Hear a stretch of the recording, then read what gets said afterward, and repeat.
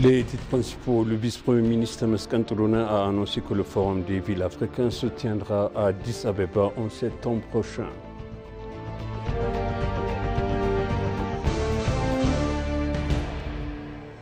Un forum de consultation continuera sur la sécurité alimentaire et à la prévention du changement climatique qui est en cours ici à Addis Abeba.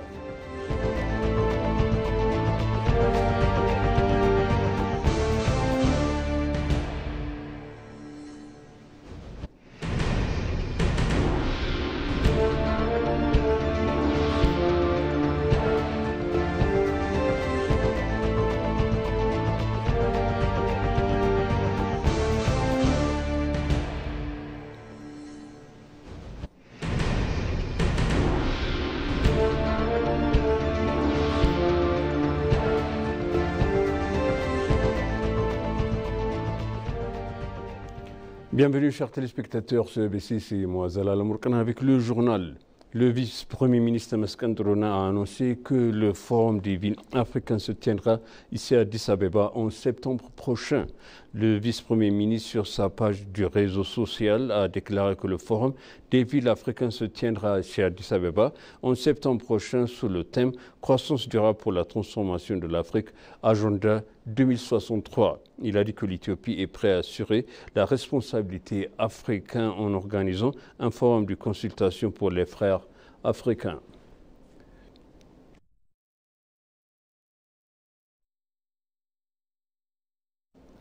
Un forum de consultation continentale sur la sécurité alimentaire et la prévention du changement climatique est en cours à Addis Abeba qui se concentrera sur les solutions technologiques au changement climatique et les responsables de renforcement de capacités résilientes pour la sécurité alimentaire en Afrique, opportunités des défis et l'idée directrice. La 14e conférence des pays africains signataires de la Convention cadre des Nations Unies sur le changement climatique se déroule à Addis Abeba. En marge de cette réunion se tiendra un forum de consultation sur le système alimentaire africain et les efforts de lutte contre le changement climatique. Le directeur général de la capacité africaine de gestion de risques urbains, Tchèque Doueng, les dirigeants des unités de travail sur l'agriculture, le développement rural, l'économie bleue, et l'environnement durable de l'Union africaine, le ministre de l'Agriculture, Girma Amenti, le directeur général de l'Institut éthiopien de transformation agricole, Mandefro Lama, et d'autres hauts responsables gouvernementaux des pays africains ont assisté à la conférence.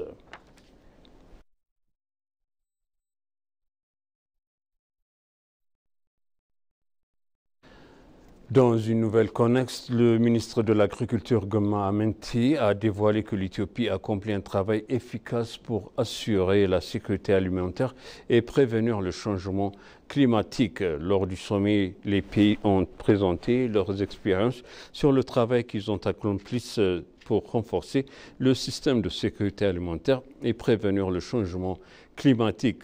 Le ministre a indiqué que les catastrophes naturelles et causées par l'homme ont un impact négatif, ajoutant que l'Éthiopie mettait en œuvre des initiatives autochtones pour prévenir le changement climatique et assurer la sécurité alimentaire.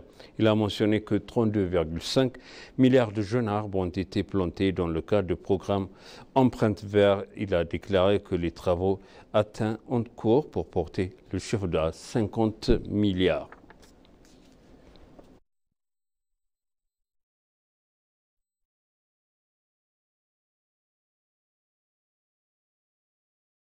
L'Institut de technologie Bayona Emerging d'Éthiopie a signé un protocole d'accord bilatéral avec Westtrade, une entreprise travaillant sur l'agriculture numérique. Lors du premier forum Malte-Éthiopie organisé par la Commission éthiopienne des investissements, un accord a été signé avec Westtrade, une entreprise agricole numérique, pour intermédiaire de Trade Malta. L'accord vise à mettre en œuvre un laboratoire en Éthiopie capable de soutenir les recherches et l'innovation grâce à l'utilisation de logiciels agricoles numériques intégrés à la détection précoce et à la prévention des maladies et des ravages de cultures ainsi que l'utilisation de modèles d'apprentissage automatique dans la technologie de l'intelligence artificielle. Le directeur général de l'Institut, Dr Kassaon Tesfaye, a déclaré que les experts des deux pays peuvent apporter une contribution significative à la création d'un laboratoire de démonstration capable de démontrer l'agriculture numérique dans un contexte éthiopien.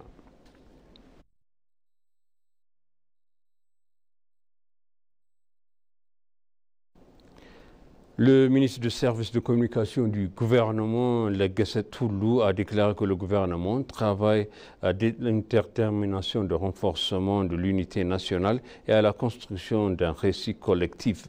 Le ministre a également noté que le gouvernement prend plusieurs mesures de réforme pour résoudre les problèmes enracinés en Éthiopie depuis des siècles et qui ont à l'origine des désaccords. Il a appelé chacun à jouer un rôle car le récit commun est crucial pour assurer le parcours de prospérité de l'Éthiopie, pour protéger ses intérêts et son honneur nationaux et pour renforcer l'unité du peuple.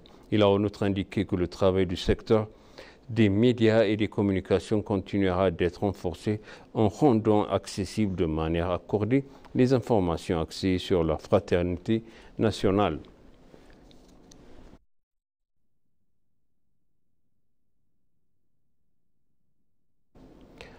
Une délégation conduite par la ministre du Genre et des Enfants des Affaires sociales du Soudan du Sud, Aya Benjamin, a échangé ses expériences avec des représentants de la commission permanente de la Chambre des représentants. Fatih Madi, vice-présidente de la commission permanente des relations étrangères et de la paix, a souligné que le Soudan du Sud étudie dans l'enseignement supérieur et dans les établissements techniques et professionnels en Éthiopie. Elle a reconnu que de nombreux changements ont été réalisés grâce au renforcement des compétences et des capacités des femmes.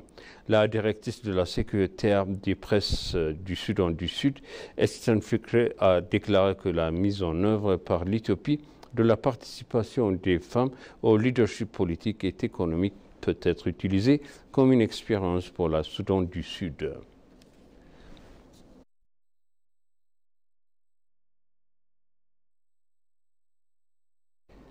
Le 15e sultan Alpha Ahmed Ali Mira, fils du célèbre sultan Ali Mira, est rentré chez lui aujourd'hui après un séjour à l'étranger. À son arrivée à Addis Abeba, il a été accueilli par de hauts responsables du gouvernement, dont l'ambassadeur Hassan Abdulkader, coordinateur du Centre de construction du système démocratique, et la vice-présidente du Conseil de la Fédération, Zahra Ahmed. Dans ses commentaires à l'ENA, le sultan Ahmed Ali Mira a affirmé que la paix doit être assurée afin de poursuivre les activités de développement et d'investissement lancées en Éthiopie. La vice-présidente du Conseil de la Fédération, Zahra Ahmed, a déclaré que le sultan Ahmed est le chef culturel et religieux de l'ensemble du peuple afar, accomplissant beaucoup de choses se tenant aux côtés du gouvernement et de construire un système qui rendra la liberté et le développement du peuple afar une réalité. Les ambassadeurs Hassan Abdulkader, coordinateur du Centre de la construction du système démocratique du rang de ministre, a affirmé que le soutien depuis son anniversaire le gouvernement fédéral et étatique dans leurs activités de paix et de développement.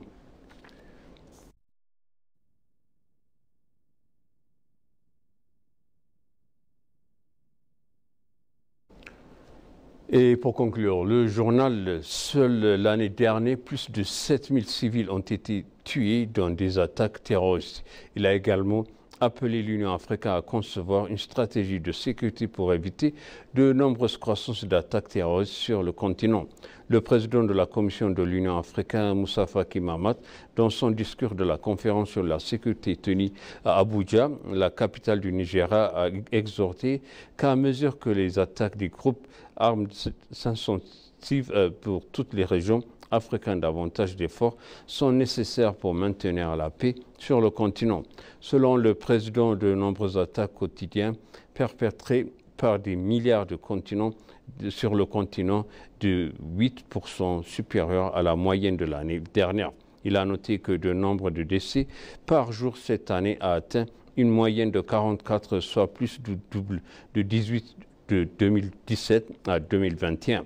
Il a mentionné que le coup d'État dans certains pays des membres de l'Union africaine, notamment en Afrique de l'Ouest, est la cause du danger pour la sécurité. Il a également déclaré que les troupes étrangères étaient présentes au Burkina Faso, au Mali et au Niger depuis plusieurs décennies, sous couvert de prévenir les attaques terroristes, mais qu'elles n'étaient pas en mesure de résoudre les problèmes.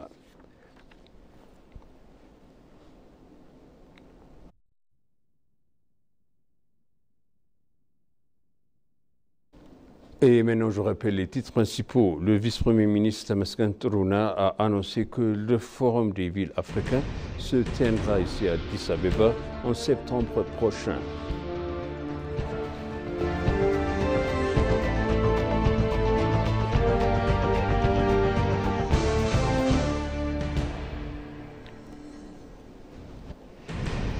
Un forum de consultation continuera sur la sécurité alimentaire et la prévention du changement climatique qui est en cours ici à Addis Abeba.